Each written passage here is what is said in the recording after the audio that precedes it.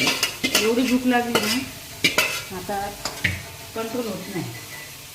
त्यामुळे आता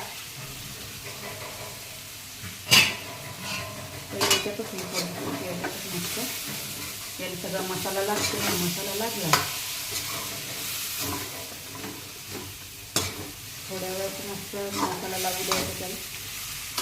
तसं तर आपलं चिकन शिजलेलंच आहे त्याच्यामुळे काही एवढं हे नाही. आणि अजून थोडंसं जरा जास्त नाही थोडंसं कट होऊ द्यायचं मस्त चिकनमध्ये. असं वाटायला की असंच खावं का. पण आता बिर्याणी म्हणजे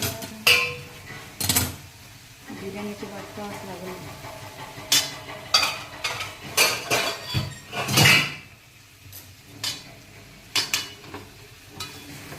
मैत्रिणीचे फोन आले झाली का बिर्याणी झाली का बिर्याणी.